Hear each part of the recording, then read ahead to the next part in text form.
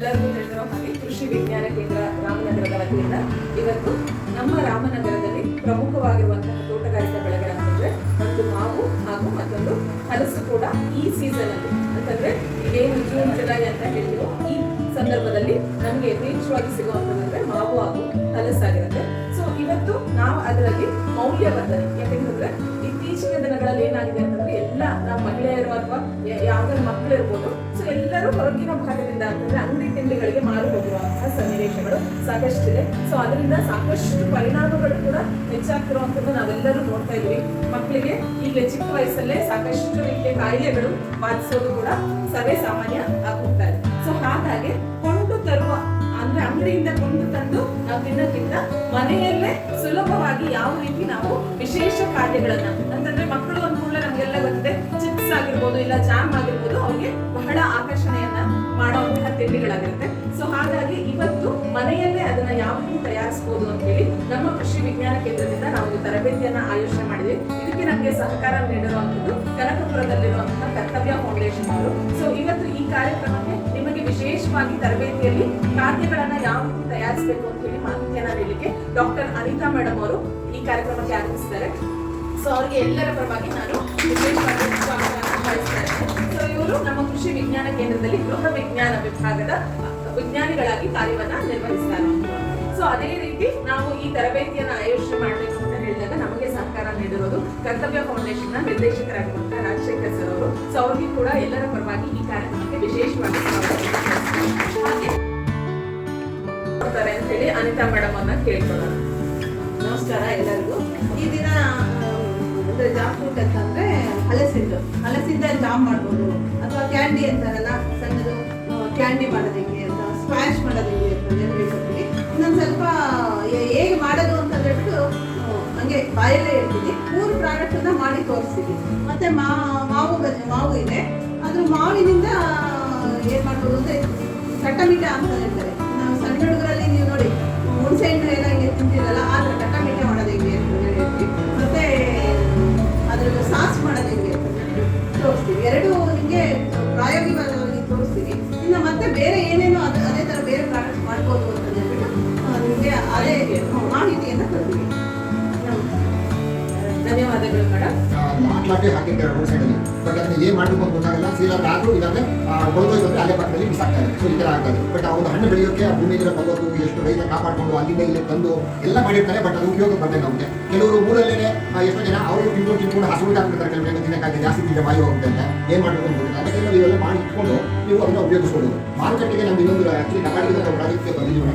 Sanction ಆಗಿ ಈ ಸೀಸನಲ್ಲಿ ಆಗುತ್ತೆ ನಾವು ಮಾಡ್ತೀವಿ ಅಂತ ಹೇಳಿದ್ವಿ. ಅದೊಂದು ಆಮೇಲೆ ನೀವು ನಿಮ್ಮ ಮನೆಗಳಿಗೆ ನೆಂಟರುಗಳಿಗೆ ಹೋದಾಗ ನಿಮ್ಮಲ್ಲಿ ಹಲಸಿದೆ ಅಂತ ಕೊಡಿ. ಅವ್ರಿಗೇನೋ ಈ ಚಿಪ್ಸು ಮಿಕ್ಸ್ಚರು ಇವೆಲ್ಲ ತಗೊಂಡು ಹೋಗಬಹುದು. ನೀವು ಮಾಡಿಟ್ಕೊಂಡೆ ನೆಂಟರುಗಳಿಗೆ ಕೊಡಿ. ಅದೇ ಒಂದು ಗಿಫ್ಟು. ಅದು ಆರೋಗ್ಯಕರವಾದ ಮೇಡಮ್ ಅದೇ ಹೇಳಿದ್ರು, ಹೊರಗಡೆಯಿಂದ ತಿಂಡಿ ನಾವು ಅವಲಂಬಿಸಿದ್ದೀವಿ ಅಂತ. ಈಗ ಕಲ್ತ್ಕೊಂಡಿದ್ರೆ ನೀವು ಮನೆಯಲ್ಲೇ ಮಾಡಿಟ್ಕೊಂಡು ನಿಮ್ಮ ಸುತ್ತಮುತ್ತಲವರಿಗೆ ನಿಮ್ಮ ನೆಂಟರಿಗೆ ನೀವೇ ಮಾಡಿಕೊಳ್ಳೋದಕ್ಕೆ ನಮ್ಮ ಮಾಡ್ತಾರೆ. ಸರ್ ಹೇಳಿದ್ದು ಒಂದು ಉಪಯುಕ್ತವಾದ ಮಾಹಿತಿ.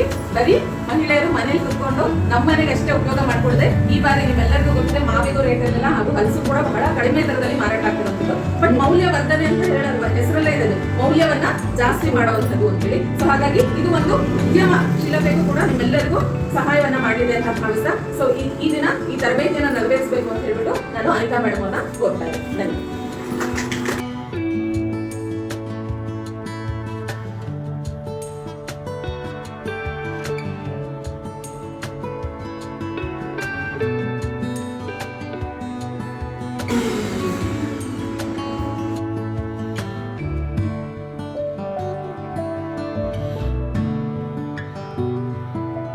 ಒಂದು ಡೆಮೋವನ್ನ ಮಾಡಿ ತೋರಿಸ್ತಾ ಇದ್ದಾರೆ. ಸೊ ಸರ್ವೇ ಸಾಮಾನ್ಯವಾಗಿ ನಾವೇನ್ ಮಾಡ್ತೀವಿ, ಚಾಪರ್ ತಗೊಂಡು ಕಟ್ ಮಾಡ್ತಾ ಇರ್ತೀವಿ ಯೂಶಲಿ ಮನೆಗಳಲ್ಲಿ. ಸೊ ಅದು ಬಹಳ ಅಂದ್ರೆ ಸಮಯವನ್ನ ತೆಗೆದುಕೊಳ್ಳುತ್ತೆ. ಸೊ ಹಾಗಾಗಿ ಸುಲಭವಾಗಿ ಮಾಡ್ಲಿಕ್ಕೆ ಅಂತ ಹೇಳ್ಬಿಟ್ಟು ಸ್ಲೈಸರ್ ಅಂತ ಒಂದು ಸಣ್ಣ ಮಿಷನ್ ಅನ್ನ ಕಂಡುಹಿಡಿದಿರುವಂಥದ್ದು. ಸೊ ಇದರಲ್ಲಿ ಈಗ ನಾವು ಚಿಪ್ಸ್ಗೆ ಬೇಕಾಗಿರುವಂತಹ ಹಲಸಿನ ತೊಳೆಗಳನ್ನ ಫಸ್ಟ್ ಕಟ್ ಮಾಡ್ಕೊಳ್ಳೋಣ. ತದನಂತರದಲ್ಲಿ ಏನು ಪ್ರೊಸೀಜರ್ ಅಂತ ತಿಳಿಸ್ಕೊಡೋಣ. ಇದು ಕಾಯಿ ಆಗುವಂತ ಅಂದ್ರೆ ಹಣ್ಣಾಗಿ ಪೂರ್ತಿ ಮೆತ್ತಗಾಗಲ್ಲ, ಬೆಂಗಳೂರು ಅದನ್ನ ತಗೋಬೇಕು. ಪೂರ್ತಿ ಮೆತ್ತಗಾಗಲ್ಲ ಇದು ಏನ್ ಮಾಡೋದು ಅಂದ್ರೆ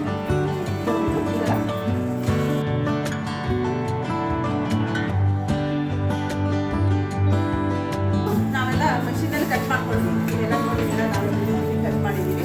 ಈಗ ಕಟ್ ಮಾಡಿರೋದು ಎಣ್ಣೆಲ್ಲ ಕರಿಯೋದು. ಇದು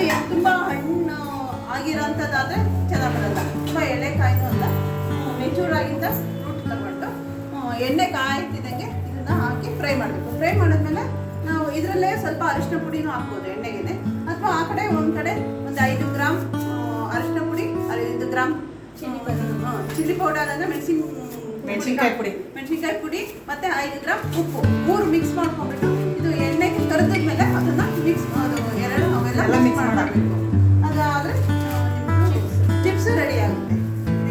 ಬಹಳ ಕಡಿಮೆ ಸಮಯದಲ್ಲಿ ರುಚಿಕರವಾದ ಚಿಪ್ಸ್ ಅನ್ನ ಮಾಡ್ಕೋಬಹುದು. ಸೊ ಸಾಮಾನ್ಯವಾಗಿ ನಾವೆಲ್ಲ ಆಲೂಗಡ್ಡೆ ಚಿಪ್ಸ್ಗೆ ಮಾರು ಹೋಗ್ತಾ ಇರ್ತೀವಿ, ಆದ್ರೆ ಈ ರೀತಿ ಹಲಸಿನ ಚಿಪ್ಸ್ ಗಳನ್ನ ನಮ್ಮ ಮಕ್ಕಳಿಗೆ ಸಾಂಪ್ರದಾಯಿಕ ಅಡಿಗೆಗಳನ್ನ ಕೂಡ ಮಾವಿಗೆ 1 kg ಮಾವಿಗೆ 1 kg 250 ಗ್ರಾಮ್ ಸಕ್ಕರೆ ಹಾಕಬೇಕು. ಸಕ್ಕರೆ ಪಾಕ ಫಸ್ಟ್ ಮಾಡೋದು, ಸಕ್ಕರೆಗೆ ನೀರು ಹಾಕ್ಬಿಟ್ಟು ಚೆನ್ನಾಗಿ ಹಾಕ್ಬಿಟ್ಟು ಅದು ತಣ್ಣಗೆ ಹಾಕಬೇಕು. ಈ ಮಾವನ್ನ ಮಿಕ್ಸಿಗೆ ಹಾಕಬೇಕು. ಮಿಕ್ಸಿಗೆ ಹಾಕೊಂಡು ರುಬ್ಕೊಂಡು ಸ್ವಲ್ಪ ಬಿಸಿ ಮಾಡಬೇಕು. ಬಿಸಿ ಮಾಡಿಬಿಟ್ಟು ಅದು ಸಕ್ಕರೆ ಪಾಕ ತಣ್ಣಗಾಗಿರುತ್ತಲ್ಲ ಅದಕ್ಕೆ ಇದನ್ನು ಜ್ಯೂಸನ್ನ ಮಿಕ್ಸ್ ಮಾಡಬೇಕು. ಇದು ಸ್ಪ್ಯಾಶ್ ಅಂದರೆ ಜಾಸ್ತಿ ಸ್ವೀಟ್ ಇರುತ್ತೆ, ಅಂದರೆ ನೀವು ಫ್ರಿಡ್ಜಲ್ಲಿ ಇಟ್ಕೊಂಡು ಯಾವ ಬೇಕು ಆವಾಗ ನೀರಿಗೆ ಮಿಕ್ಸ್ ಮಾಡ್ಕೊಂಡು ಕುಡಿಯೋದು. ವಿಜ್ಞಾನ ಕೇಂದ್ರ ಚಂದ್ರರಾಯನಹಳ್ಳಿ ಹಾಗೂ ಕರ್ತವ್ಯ ಫೌಂಡೇಶನ್ ಇವರ ಸಂಯುಕ್ತ ಆಶ್ರಯದಲ್ಲಿ ಮಾವು ಹಾಗೂ ಹಲಸಿನಲ್ಲಿ ನಾವು ಯಾವ ರೀತಿ ರುಚಿಕರವಾದಂತಹ ಮೌಲ್ಯವರ್ಧಿತ ಖಾದ್ಯಗಳನ್ನ ತಯಾರು ಮಾಡಬಹುದು ಅಂತ ಹೇಳಿ ಸೊ ಇಷ್ಟೊತ್ತು ನಮಗೆ ಮಾಹಿತಿಯನ್ನು ಕೊಟ್ಟಿರುವಂತದ್ದು ಡಾಕ್ಟರ್ ಅನಿತಾ ಮೇಡಮ್ ಅವರು. ಸೊ ಅವರಿಗೆ ಎಲ್ಲರ ಪರವಾಗಿ ನಾವು ಧನ್ಯವಾದಗಳು.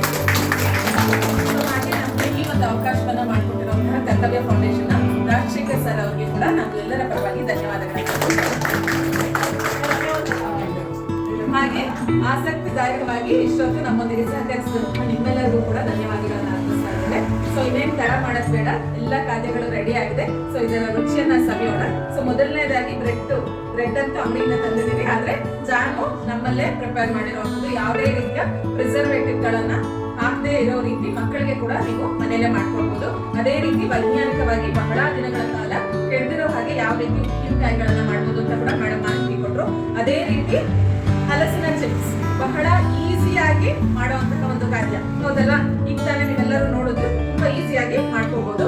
ಅದೇ ರೀತಿ 6 ತಿಂಗಳ ಕಾಲ ನಾವೊಂದು ಹಣ್ಣಿನ ಸವಿಯನ್ನ ಸವಿಬಹುದು ಅಂತಂದ್ರೆ ಅದನ್ನ ಸ್ಕ್ವಾಶ್ ಗಳನ್ನ ಮಾಡಿಕೊಳ್ಬಹುದು ಅಂತ ಹೇಳಿದ್ರು. ಸೊ ಅದನ್ನ ಮಾಡೋ ಪ್ರೊಸೀಜರ್ ಗಳನ್ನ ಕೂಡ ತಿಳಿಸ್ಕೊಟ್ಟಿದ್ದಾರೆ. ಅದೇ ರೀತಿ ಮಾವಿನ ಹಲ್ವಾ, ಆಯ್ತಾ?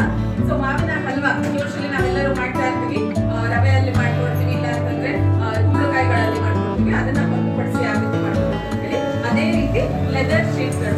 ಸೊ ಇದು ಇನ್ನೂ ಒಣಗಬೇಕು. ತದನಂತರದಲ್ಲಿ ನಾವು ಶೀಟ್ಗಳ ರೂಪದಲ್ಲಿ ನಾವು ಇದನ್ನ ಕತ್ತರಿಸಿ ನಮ್ಗೆ ಯಾವ ರೀತಿ ಮಕ್ಕಳಿಗೆ ತಕ್ಷಣದಲ್ಲಿ ಕೊಡ್ಬೋದು, ಇಲ್ಲ ಅಂತಂದ್ರೆ ಒಂದು 15 ದಿನಗಳ ಕಾಲ ಕೆಡದಿರೋ ರೀತಿ ಇಟ್ಕೊಂಡು